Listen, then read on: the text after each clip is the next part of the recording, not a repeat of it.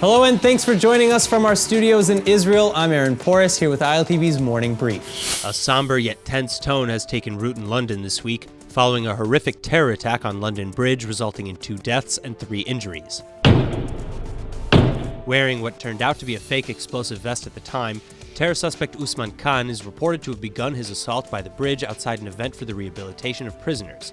And waving knives and ranting, Khan is then said to have killed 25-year-old Jack Merritt and another yet unnamed woman. Well, by this time, more Londoners had started to intervene, and in a video taken of the incident, a number of bystanders worked to disarm and neutralize Khan until police arrive, and they used whatever was on hand, including a narwhal tusk and a fire extinguisher.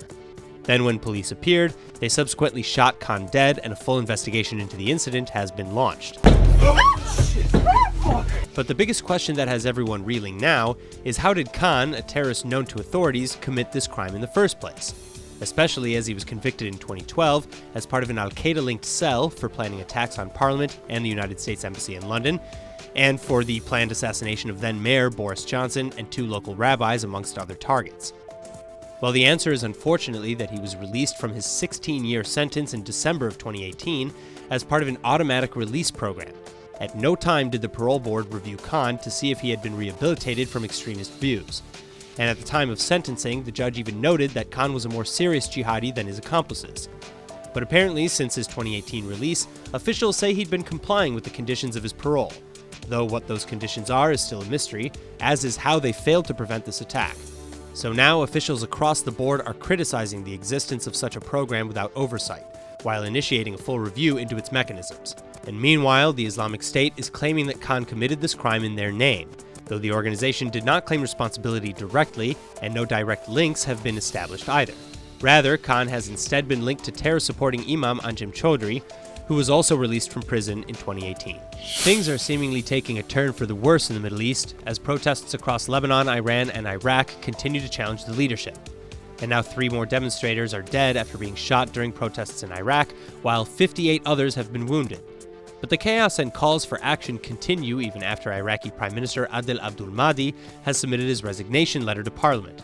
And lawmakers now have to decide whether to accept the resignation or bring it to a vote. Abdul Mahdi's resignation comes amid high turmoil as citizens demand better social services and higher employment levels while calling on the country to keep Iran out of Iraqi policy. Also, the resignation comes after 40 protesters were killed days prior, and a top Shiite cleric withdrew from the government. In fact, so far, 400 have died in total during the course of the Iraqi demonstrations, and fire, tear gas, and sound bombs have all been used as mechanisms to break up the crowds. But again, even with the resignation of the Prime Minister, many protesters say it's not enough, calling the resignation just a start of a much-needed regime renewal with all new players in power. To that end, Iraqis have also set the Iranian consulate on fire and stamped on photos of Iranian authorities.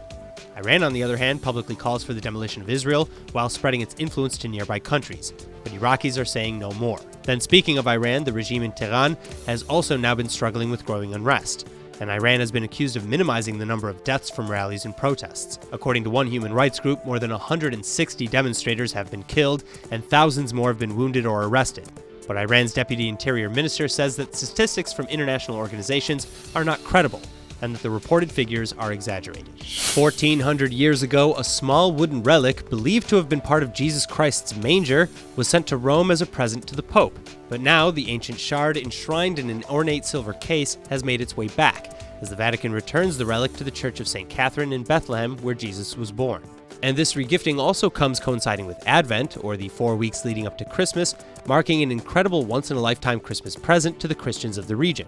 That said, while the thumb-sized shard will now stay permanently in Judea and Samaria, the original request from PA President Abbas was to borrow the whole manger. Still, it's an amazing gift, and hundreds of worshippers arrived from all over to receive the relic, including a group of young Palestinian scouts who played bagpipes while the crowd looked on and took pictures. Then later in the evening, the Bethlehem City Christmas tree was lit for the coming month, so it seems that Thanksgiving is officially over, and the holiday season is here. Happy holidays to all. Over 5 decades ago, the Beatles revolutionized love worldwide, singing simply, "I Want to Hold Your Hand." I wanna hold your hand. A new Israeli study now shows that hand-holding may do more than just bring people closer. because according to researchers from the University of Haifa, people who hold hands while experiencing pain felt pain less. The study also shows, however, that this works best between people who have a close relationship. Two people who are strangers don't quite get the same benefit. Still, the team is now moving ahead to examine if hand-holding can also reduce emotional pain. But responding to the research, a postdoctoral research fellow named Julia Sulivetto in Sweden has expressed skepticism. She says there may be other explanations for why hand-holding and empathy could affect the way the brain experiences pain. For one, when people are under stress, they feel pain more, but it's less intense when they're feeling relaxed, and a physical touch from a loved one can be the key to relaxation and thus reducing stress. Whichever way you slice it though, we here at ILTV still think that hand-holding is worth a shot.